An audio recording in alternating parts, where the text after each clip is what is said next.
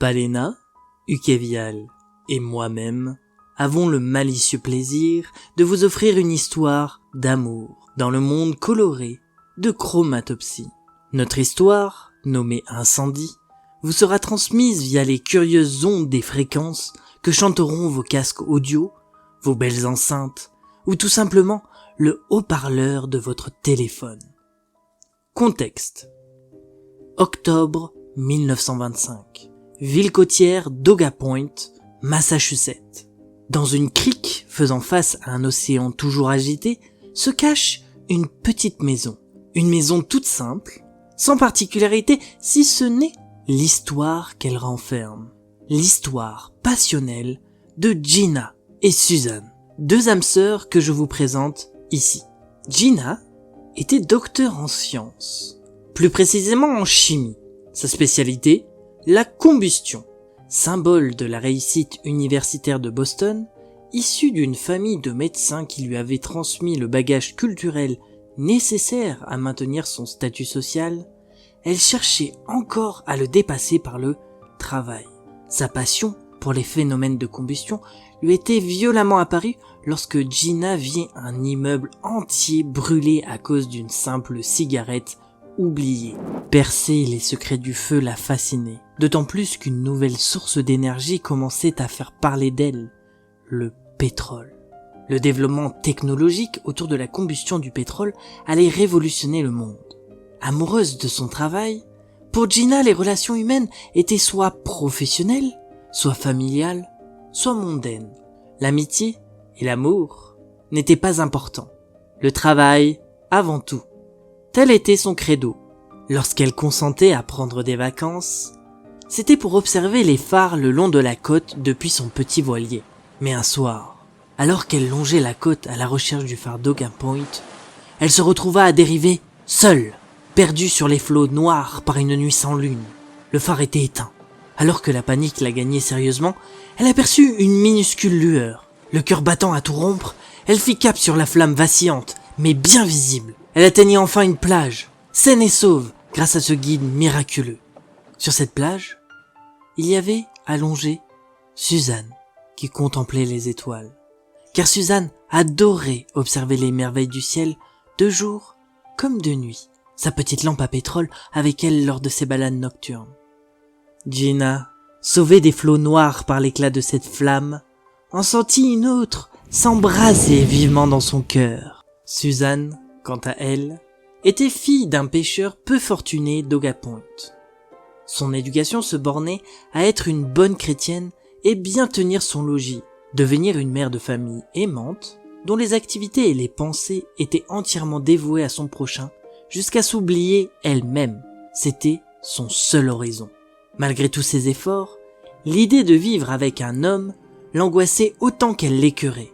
Et à 30 ans bien tassés, elle commençait à être gênante pour son père qui craignait que sa fille ne s'écarte du droit chemin. Mais il était difficile de se passer des compétences de Suzanne à Oga Point, ce qui lui laissait assez de liberté pour s'échapper un peu du carcan familial. Elle était femme à tout faire. Elle pouvait réparer une porte, une toiture, s'occuper des vieux ou organiser des week-ends maritimes avec les enfants du village. Quand un problème survenait, c'est Suzanne qu'on appelait. Mais qui se souciait de ce qu'elle voulait, elle? Suzanne adorait lire, surtout de la poésie. Elle essayait aussi d'en écrire, mais ce n'était jamais assez bon. En tout cas, elle ne montrait jamais ses poèmes, à personne. Mais l'arrivée de Gina, venue de l'obscurité de l'océan, alors qu'elle s'abreuvait des mystères de la voûte céleste, n'était-ce pas déjà le début d'un beau poème? Gina et Suzanne tombèrent follement amoureuses. Gina s'installa à Oga Point, chez Suzanne. Ça faisait jaser deux femmes qui habitent ensemble. On espérait qu'elles n'étaient que de bonnes amies. Fort heureusement, l'humble cabane de pêcheurs était située dans une crique, à l'écart de la ville et de ses regards indiscrets. Et de toute façon, Gina ne restait jamais longtemps à cause de son travail. Elle passait la majorité de son temps soit à Boston, soit en congrès, en Amérique ou en Europe. Quand Gina partait de chez Suzanne, la lampe à pétrole était mise au perron de la petite maison. Quand elle rentrait, la lampe reprenait sa place sur la table. Mais sa flamme, comme leur amour, n'était jamais éteinte. Seulement, les absences quasi permanentes de Gina finirent par blesser le cœur de Suzanne. Suzanne qui restait à Oegapont seule, à l'attendre. Elle essayait d'écrire pour décrire cette attente lancinante, mais c'était chaque fois maladroit, raté. Elle en avait honte et n'avait jamais osé le faire lire à Gina. Un soir, la veille d'un départ pour un colloque à Copenhague, la douleur de Suzanne se mut en colère et la vaisselle vola. Pour la première fois, elle éteignit la lampe et promit de ne la rallumer que lorsque Gina aurait accepté de rester auprès d'elle au moins 3 semaines par mois. Gina était dévastée. Tiraillée entre son amour pour son travail et son amour pour sa compagne, le choix lui était impossible. Elle partit en promettant à Suzanne de revenir avec une décision et l'assurance qu'elle l'aimait de tout son cœur. Suzanne attendit longtemps. Les semaines se muèrent en mois. La jeune femme avait fini par se résigner. C'était la décision de Gina. Elle ne ralluma jamais la lampe à pétrole. Entre-temps, la chromatopsie s'abattit sur Oegapont et Suzanne en subit les effets à son insu. En un jour pluvieux d'octobre, quelqu'un vint frapper à sa porte. Oui ? Oui, qui est-ce ? Gina ? Suzanne, mon amour. Ça fait des mois et des mois et des mois que tu t'es enfuie et tu décides de rentrer maintenant ? Mais chérie, tu sais bien que l'Europe est loin. Oegapont est encore plus loin, visiblement. Je suis si désolée, Suzanne. J'aurais dû rentrer plus tôt, mais j'apporte une bonne nouvelle. Une très bonne nouvelle. La meilleure des nouvelles. Tu es seulement désolée. Mais enfin, Suzanne, qu'est-ce qui t'arrive ? Laisse-moi entrer, je vais tout expliquer.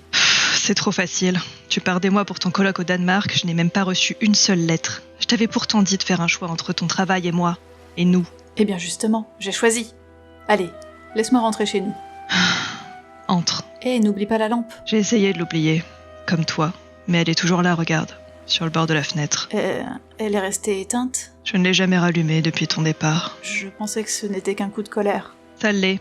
Il me consume depuis que tu es parti. Alors je prends le risque d'emporter la lampe avec moi. Il faudra un peu plus que ce risque pour raviver sa flamme.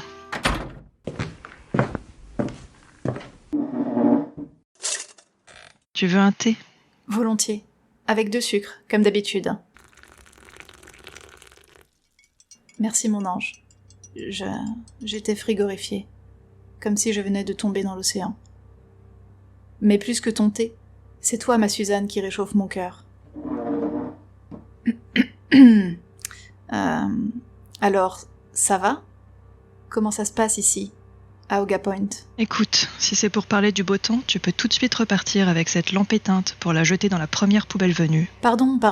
C'était juste histoire de détendre l'atmosphère. Tu sais mieux que quiconque que je déteste autant que toi les banalités de politesse. Ou bien est-ce que tu l'as oublié, ça aussi, en partant pour l'Europe ? Oui, tu as raison. Excuse-moi. Tu sais, ce n'était pas facile de revenir après nos adieux déchirants. Les mots que tu m'as dit ce soir-là m'ont meurtri, et la plaie ne cicatrise pas. Et tes absences, tu penses que ce sont des caresses ? Je t'ai toujours dit que mon travail aurait une place importante dans ma vie. Tu le savais pertinemment, ce dès le début de notre relation. Importante ne veut pas dire permanente. Ne joue pas avec les mots, s'il te plaît, Suzanne. Mes recherches, mes cours, mes colloques constituent précisément mon travail. Si je renonce à tout cela, je ne peux pas vivre. Et toi non plus, d'ailleurs. Depuis que j'habite avec toi, tu ne manques de rien. Gina, je me suis très bien débrouillée pour vivre avant qu'on se rencontre sur cette plage. Ce n'est pas ton argent qui illumine mon quotidien et ma vie. Sans vouloir te manquer de respect, s'il y a bien une personne entre nous deux qui avait besoin de l'autre pour survivre, c'est toi. Sans ma lampe ce soir-là, tu te serais perdue à tout jamais dans l'océan. Je n'arrête pas de te le dire depuis le début, Suzanne. Je suis née 2 fois. Une fois en sortant du ventre de ma mère, et l'autre en apercevant ton petit phare. Notre petit phare. En tant que spécialiste de la combustion, tu es au courant que pour qu'il y ait une flamme, il faut un combustible. Que ce petit phare illumine à nouveau, il te faut un peu plus que des excuses faciles. Suzanne, si je suis là aujourd'hui, c'est que malgré tes mots durs et notre situation ici, j'ai pris une décision. Ma décision, c'est toi. Moi ? Oui, toi, Suzanne. Avant de te connaître, je pensais que je pouvais vivre uniquement de mon travail. Mais maintenant, je suis sûre que c'est faux. Mon travail est ma vocation, ma fierté et une part importante de mon identité. Mais sans toi, je ne suis que l'ombre de moi-même. Tous les reproches que tu me fais sur mes absences négligent que moi aussi j'en souffre. J'en souffre doublement, car j'en porte la responsabilité. Chaque fois que je fermais la porte de notre maison, je brûlais mon regard dans la flamme du petit phare en espérant que sa chaleur tienne jusqu'à mon retour. Chaque fois que je rentrais, j'angoissais de ne pas voir ce petit phare allumé, comme aujourd'hui. Regarde mes yeux. Ils sont brillants des larmes que j'ai versées avant que je ne trouve le courage de frapper à ta porte, le courage d'attendre que tu m'ouvres, seul à côté de ce phare éteint, de ce phare froid, glacé, qui dévorait l'espoir qui battait toujours dans mon cœur. Oui, Suzanne, je souffre de chacune de mes absences, plus que de devoir me cacher ici lorsque je suis avec toi.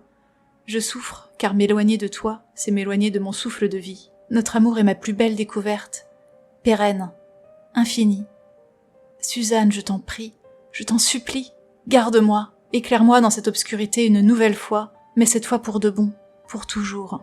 Je t'aime, Suzanne. Oh, Gina, ces derniers mois sans toi, c'était comme mourir. Mourir à chaque réveil dans un lit vide et froid. Mourir en mangeant seul. Mourir en passant devant notre petit phare éteint.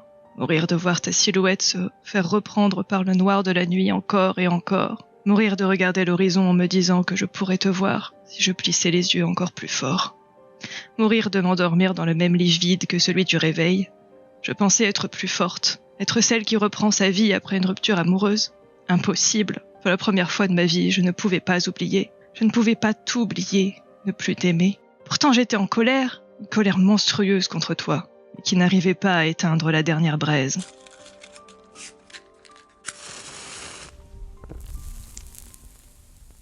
Tu me répètes sans cesse qu'une simple cigarette oubliée peut embraser une forêt entière. Celle-ci, je l'oublie volontairement. Oh, mon amour. Mon cœur, tu m'as tellement manqué. Toi aussi. Toi aussi. Mais c'est fini. Je te le promets, c'est fini. Tu le promets?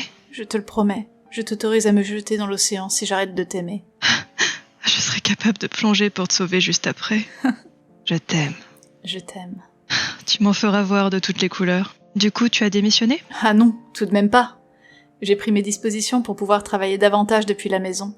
Et pour que surtout, désormais, tu puisses m'accompagner où que j'aille. On parcourra le monde ensemble, loin des ragots qui nous étouffent. On n'endurera plus une seule nuit dans un lit froid. Et la lampe? C'est dangereux de transporter une lampe allumée dans une bibliothèque. Mais on n'en aura plus besoin. Nos cœurs s'embraseront l'un l'autre en permanence. Ce n'est pas déjà le cas? Si, c'est le cas. Ma Gina, je te fais marcher. En réalité, je trouve que c'est une merveilleuse idée. Je pourrais même écrire les récits de nos voyages. Si tu veux écrire, je serai ta première et éternelle lectrice. Tu ne m'as jamais lu. Car tu ne m'as jamais écrit. Si, mais j'en ai honte. Ce n'est jamais bon. Il n'y a aucune honte à écrire. Et puis ça s'améliore avec le temps et la pratique. Et je t'aiderai. Tu ne te moqueras pas de moi? Me suis-je déjà moquée de toi? Tout le temps? J'aimerais partir pour de longues vacances. Maintenant. Excellente idée. Mais pourquoi nous précipiter? Quand tu n'étais pas là, il s'est passé un étrange phénomène durant la nuit de Pâques. Une sorte d'explosion de couleurs dans le ciel, comme une de ces aurores boréales que tu m'as décrites. Et depuis, je ne vois que des nuances de gris et de rouge. Et je ne suis pas la seule à Oga Point. Tu ne vois pas mes yeux bleus et ma chevelure d'or qui ont fait chavirer ton cœur? Je les vois gris pâle et gris blanc. Tu te moques de moi? Non. La seule chose qui n'est pas grise dans cette maison, c'est cette flamme. Et elle est beaucoup trop rouge. Je n'ai jamais entendu parler d'une telle affliction.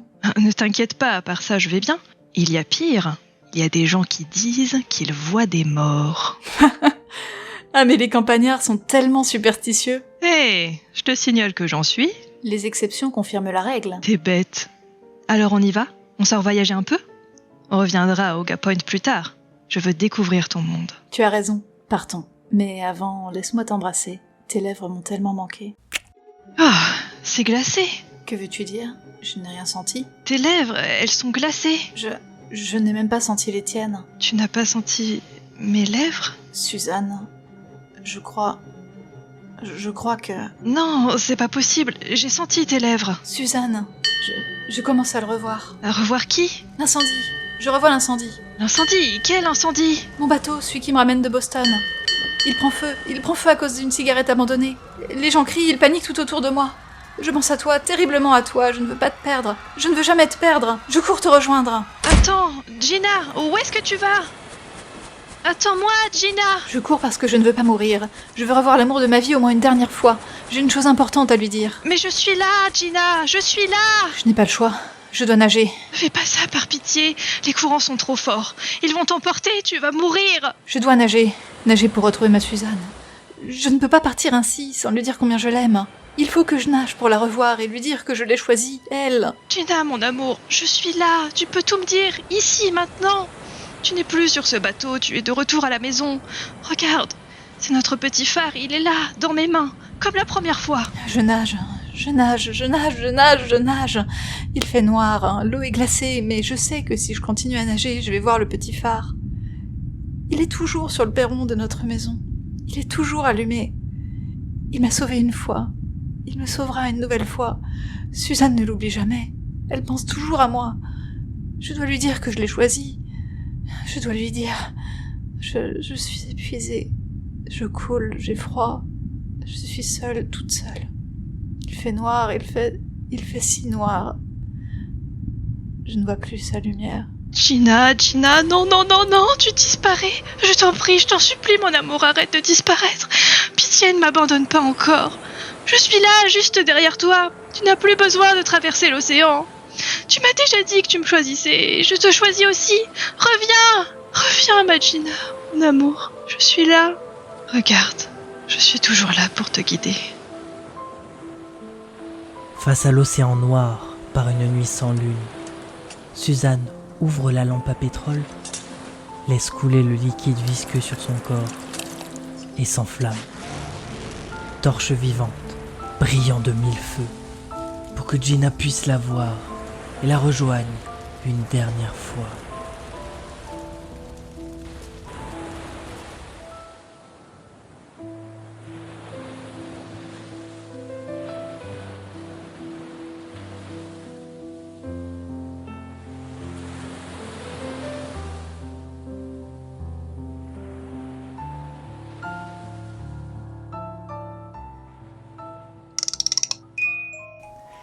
C'était Alena, Ukevial. et Champitum.